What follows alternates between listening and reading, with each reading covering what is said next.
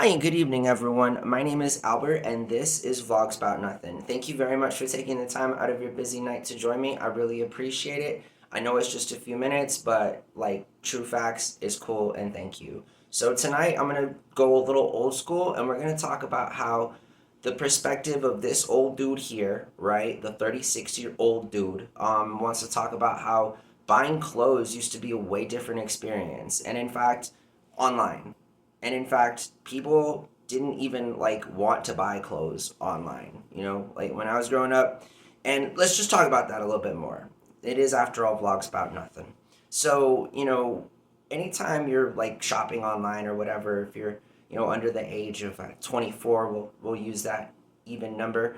But then you probably bought a pair of shoes or, an outfit online or something of this nature. And for people that are just a little bit older than you and even older than that, there's always been some hesitancy when it comes to buying clothes online. Now, I hear the argument in real life all the time about buying clothes at thrift stores and how people think that's kind of weird in a type of way. But like actually that's like not weird when you think about it, because people that live somewhere kind of around you, or they did at some point donated these items to the store, and you can like see them and hold them and feel them and then wash them.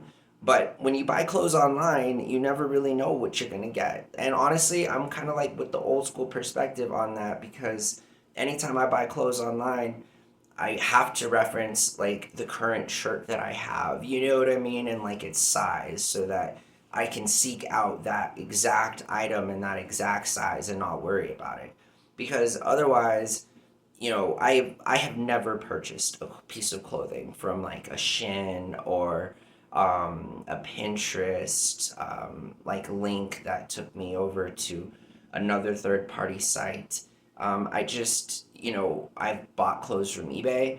I've purchased clothes from eBay. It's the only place I've bought, and it's because I think of eBay as like an online thrift store. It's just ideally, it's not like Amazon. There's people, and sometimes these people own companies, but nonetheless, I feel like there's a lot more accountability with seller practices when it comes to eBay, just because it's so strict to sell on eBay to begin with, and I'd argue it's a little bit easier on places like Amazon. But the point is when you order clothes from online, you don't ever really know where they're coming from. At least when you order from a site like eBay, you more or less have an idea of where that item came from, because the person has, amassed these items and is selling them to you.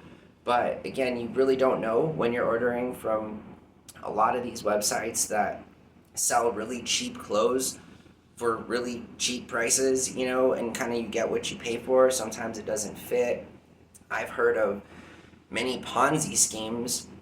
Off the top of my head, this couple in Utah started this clothing boutique online that was very synonymous with the Ponzi scheme, and ended up having, like hundreds of thousands of tons of clothes, like just sitting in warehouses from people that were unsuspecting as to like their, quality and stuff. And so buying clothes, shoes is the other thing. And I've seen this happen like backfire on younger generations.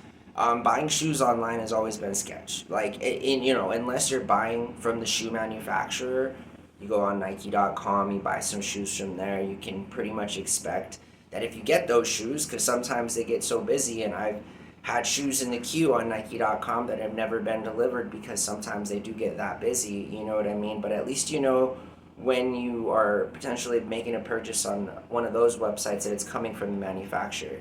Recently, even Congress has tackled the issue of counterfeits and the sort of insurgence of them in the market as it particularly concerns shoes. And so even places like Go and StockX have not performed up to their standards. And so oftentimes people will get high priced, high end shoes that are not authentic.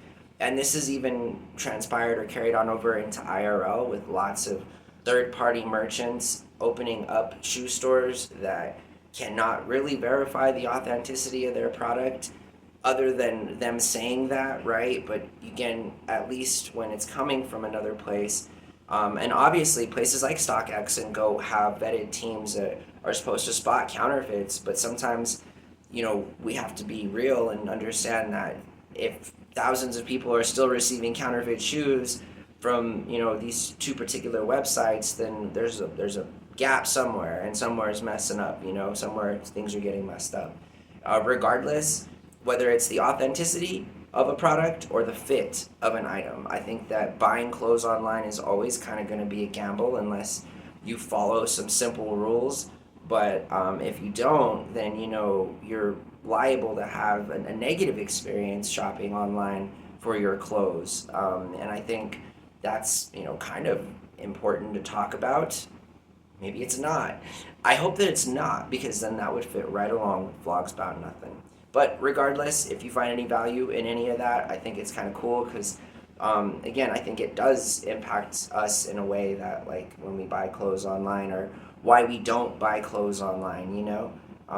Just an interesting topic. But I appreciate your time, and I hope that you guys have a lovely evening. I think our buying habits are something that will be studied in 50 years, because why wouldn't they be? We study people's buying habits from a century ago, and I think it's relevant. I do. And so be careful when you buy your next t-shirt online. You never know where it came from, and you don't know exactly if it's going to fit. Or those shoes that you pay a lot of money for and you're hoping that are going to be authentic. I think it's a better bet to just kind of buy this stuff in real life. I think clothes are ultimately one of those things that I'm going to prefer to buy in person, at least unless it's something that I really like and I'm going to vet first. So thanks again for watching.